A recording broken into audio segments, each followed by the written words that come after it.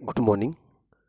कुछ शब्दावलियाँ हैं जो आपको साइंस में अक्सर मिल जाती हैं, या फिर जब आप जलवायु विज्ञान पढ़ोगे, या फिर जब आप पर्यावरण पढ़ोगे, या फिर आप अगर भूगोल पढ़ोगे, तो आपको जब वर्षा पढ़ाया जाएगा ना, तो उन शब्दावलियों का बार बार प्रयोग किया जाएगा।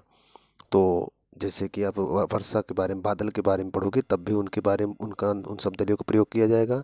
प्लस पेपर में भी आते रहते हैं फिजिक्स से जोड़कर, तब भी आपको मिलेगा। और अगर आप फिजिक्स पढ़ोगे तब भी आपको कुछ शब्दावलियाँ मिलेंगी।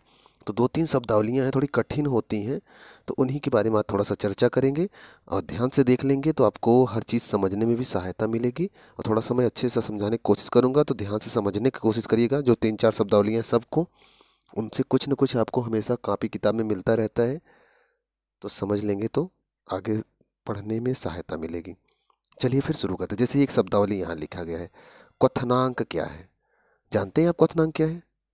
चलिए आपको समझाते हैं। इसमें कुछ फैक्ट समझाएंगे, वो समझना बहुत ज़रूरी है क्योंकि वो लिखा हुआ नहीं मिलता, इसलिए ध्यान से समझिएगा। जरा इसको पढ़िए तो क्या लिखा है।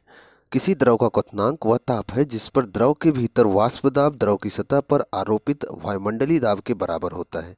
यह वायुदाब के साथ परिवर्तित होता है और वायुदाब के बढ़ने पर द्रव के क्वथन हेतु उच्च ताप की आवश्यकता होती है। समझ में आया? कम समझ में आया होगा। यही चीज़ समझाने चल रहे हैं। ध्यान से समझेंगे ना तो हमेशा याद रह जाएगा और जल्दी भूलेंगे नहीं। शुरू करें हम आपको समझाना। चलिए सुनिए, क्वथनांक होता क्या है। सिंपल सा अगर समझें तो क्वथनांक वह ताप होता है जिस पर कोई द्रव उबलने लगता है। जल कोई, जैसे जल क्या, द्रव, कोई भी द्रव हो, वह ताप जिस पर वह उबलने लगे, समझ लो वह उसका क्वथनांक है।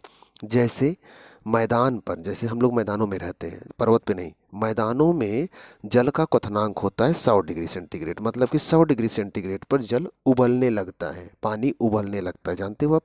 लेकिन अच्छा, ऐसा क्यों होता है? क्योंकि यहाँ पर अब पृथ्वी तल से लगभग हजारों किलोमीटर की ऊंचाई पर से हवा का दाब, हवा में भार होता है ना। जैसे कि अब जैसे आप जहाँ खड़े हो तो क्या आपके सर के ऊपर हवा नहीं होगा? उसके ऊपर बहुत ऊंचाई से हवा, और हवा में भार होता है। गुब्बारे में भर के आप तौल सकते हो हवा को। इसका मतलब क्या है कि हवा में भार होता है, वो अपने भार से दाब डालता है। तो इसका मतलब क्या है, अगर इस बर्तन में अगर द्रव भरा हुआ है तो ऊपर से अगर दाब पड़ रहा है, तो मतलब वायु दाब पड़ रहा है ना। अगर आप मैदान में हो तो वायुदाब यहाँ पड़ेगा। लेकिन अगर यही बर्तन लेके आप इस पर्वत पे आ जाओगे, तो ये बर्तन यहाँ रखोगे, इतनी दूर का वायुदाब तो छूट जाएगा ना। मतलब इधर कम वायुदाब पड़ेगा। मतलब ऊंचाई पे जाने पर वायुदाब कम हो जाता है। बात क्लियर है? मतलब ये है कि मैदानों पर हवा का दाब ज़्यादा होता है। दाब ज़्यादा होने की वजह से जल देरी में उबलता है। इसका मतलब मैदानों में जल 100 डिग्री सेंटीग्रेड पर उबल जाता है। जनरल फैक्ट है। लेकिन जैसे जैसे आप ऊंचाई पे बढ़ते जाओगे ना, वैसे वैसे वायु का दाब कम होता जाएगा, क्योंकि हवा तो नीचे छूटती जाएगी और भारी हवाएं नीचे होती हैं, हल्की हवाएं ऊपर होती हैं। तो वैसे वैसे ऊपर से हवा का दाब कम होता जाएगा। और हवा का दाब जब कम होता जाएगा ना, तो जो जल यहाँ 100 डिग्री पे उबल रहा था ना, वो जल यहाँ पर 70 डिग्री, 50 डिग्री पे उबल जाएगा। अब सोचो, 100 डिग्री का जल ज़्यादा गर्म होगा कि 50 डिग्री का? 100 डिग्री का जल ज़्यादा गर्म होगा। लेकिन पर्वत पे गए तो 50 डिग्री पे उबल गया। अब बताओ, आप बर्तन में दाल पकाना चाहते थे, 100 डिग्री पे अच्छे से पक जाता था। जब आप पहाड़ों पे चले जाओगे वही दाल लेकर, तो वो तो 50 डिग्री पे जल उबलने लगा। तापमान तो 100 डिग्री चाहिए था अच्छे से पकने के लिए। इसका मतलब दाल अच्छे से नहीं पकने वाली है। ये बात तो क्लियर है ना। इसका मतलब क्या है कि जल अगर उबल रहा है ना, तो उसका मतलब ये नहीं पता चलता कि वो गर्म है। उसका मतलब ये पता चलता है कि उस पर वायु का दाब कम है कि ज़्यादा है। ठीक है? वायु का दाब जितना ज़्यादा होगा, जल का क्वथनांक उतना बढ़ता जाएगा। बात क्लियर है? वायु दाब घटाते जाएंगे तो क्वथनांक घटता जाएगा। क्वथनांक वह बिंदु है जिस पर कोई द्रव उबलता है। जितना ज़्यादा वायु दाब होगा उतना अधिक ताप पर उबलेगा। जितना कम होगा, ऊपर चलते जाओगे तो उतने कम ताप पर उबलेगा। बात क्लियर है ना? बस आप मोटा मोटा समझो, क्वथनांक वह ताप है जिस पर कोई जल उबलने लगता है। और समतल मैदान पर क्वथनांक अधिक होता है, पर्वतों पर क्वथनांक कम हो जाता है। यही चीज़ यहाँ लिखा है, देखें अब ध्यान से, अब देखें तो समझ में आएगा। जैसे वायु दाब के परिवर्तित होता है, मतलब वायु दाब के साथ परिवर्तित होता है, और वायु दाब के बढ़ने पर द्रव के क्वथन हेतु तो अधिक उच्च ताप की आवश्यकता होगी ना। उच्च ताप मतलब जितना वायु दाब बढ़ाएंगे उतने ज़्यादा गर्मी पर उबलेगी, उतना ज़्यादा ताप पर उबलेगी। जल वायु दाब कम होगा तो जल्दी उबल जाएगा।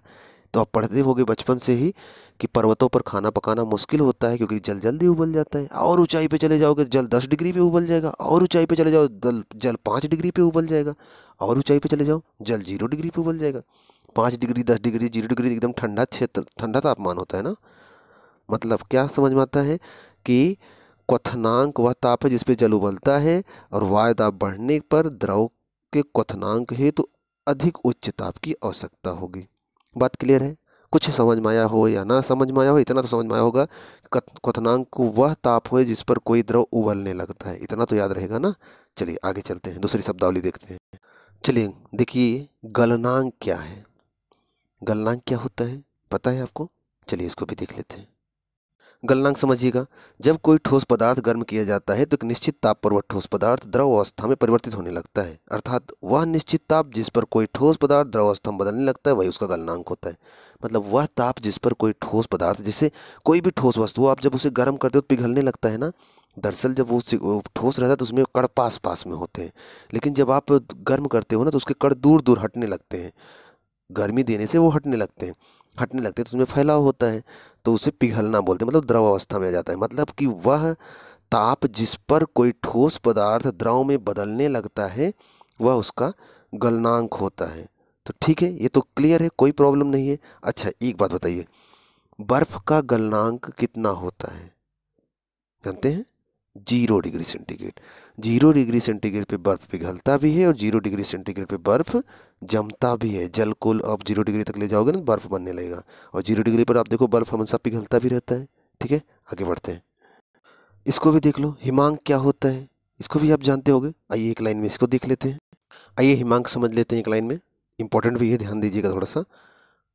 हिमांक तो आप जानते होंगे, फिर सुन लीजिए। किसी वस्तु का हिमांक वह तापमान है जिस पर द्रव अवस्था में से वह ठोस अवस्था ग्रहण करता है। मतलब कि हिमांक वह तापमान है जिस पर कोई द्रव अवस्था से ठोस अवस्था, मतलब कि जैसे जल है, जल से अगर वो बर्फ बन रहा है तो जल क्या है? द्रव अवस्था है। अगर वो बर्फ बन रहा है तो क्या हो जाएगा? ठोस अवस्था। तो वह तापमान जिस पर कोई द्रव ठोस अवस्था में बदलने लगता है, ठंडा करेंगे तो ठोस अवस्था में बदलेगा, सिंपल सी बात है। जैसे कि लोहा है, गर्म कर दो पिघल जाता है, सरिया जैसा लंबा लंबा, मतलब सरिया जहाँ बनता है वो सरिया एक फैक्ट्री में जाकर देखोगे ना, लोहा पानी की तरफ फैला रहता है, फिर वो ठोस अवस्था में सरिया के रूप में आता है।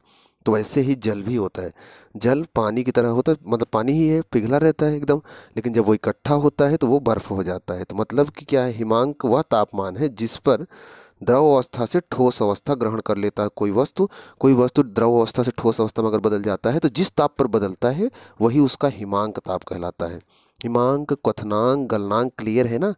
तो बर्फ का तो हमने बताया था, गलनांक और हिमांक लगभग वही रहता है, उसी पे पिघलता रहता है, उसी पर जमता भी रहता है, कोई प्रॉब्लम नहीं है।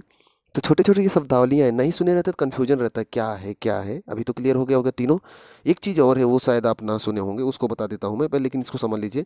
यहाँ थोड़ा देख लीजिए कि थोड़ा सा एक बात और देख लीजिए यहाँ पर कि इसके विपरीत जब कोई ठोस एक निश्चित तापमान पर द्रव अवस्था ग्रहण करता है तो वह तापमान उसका गलनांक कहता है, जो पीछे बताए थे गलनांक वाला। ठीक है, तो गलनांक क्या है कि जब कोई वस्तु कि जिस अवस्था पर वह ठोस अवस्था, एक मिनट, गलनांक जब जिस ताप पर कोई ठोस द्रव अवस्था में आता है तो गलनांक होता है। और हिमांक क्या होता है? जिस ताप पर कोई द्रव ठोस अवस्था में जाता है। मतलब कि अगर कोई चीज़ जम रहा है तो वो हिमांक है, कोई चीज़ पिघल रहा है, मेल्ट हो रहा है तो वो गलनांक है। क्लियर है? और कोई चीज़ उबल रहा है तो वो क्या है? क्वथनांक है। क्लियर है? लेकिन क्वथनांक वाला जो बताए थे डिफिनेशन याद रखना, उसमें कुछ चीज़ें बार बार पूछी जाती हैं, इसलिए क्वथनांक को थोड़ा ध्यान से समझिएगा। क्वथनांक में कभी भी ये नहीं बताता किसी चीज़ का उबलना कि वह गर्म है। ठीक है, उसको ध्यान सुनेंगे तब समझ में आएगा।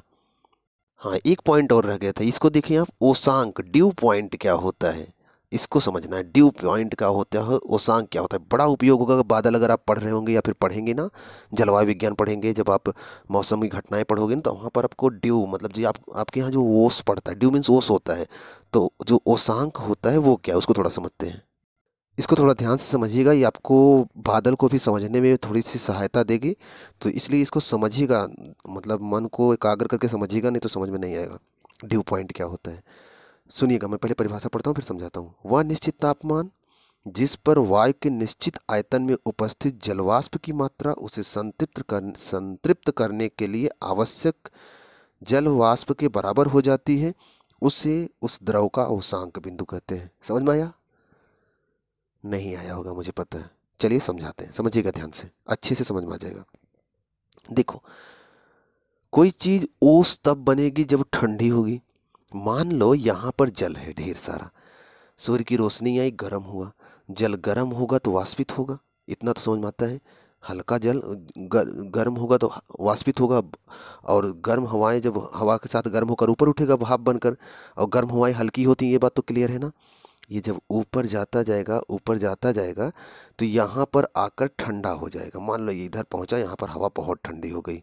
अब एक बात समझिएगा कि होता है सापेक्षिक आर्द्रता। इसमें क्या है, जैसे मान लो ये हवा जो यहाँ से ऊपर उठ के आई है और यहाँ ऐसे फैली हुई है, इसमें जो जल है इतनी दूर पर है, बाकी शेष हवाएं हैं चारों तरफ फैली हुई हैं, तो ये कभी भी ओस नहीं बनेगा, ड्यू पॉइंट ये नहीं है, क्योंकि इसमें जितना जल है उससे ज़्यादा दूर तक हवाएं फैली हुई हैं।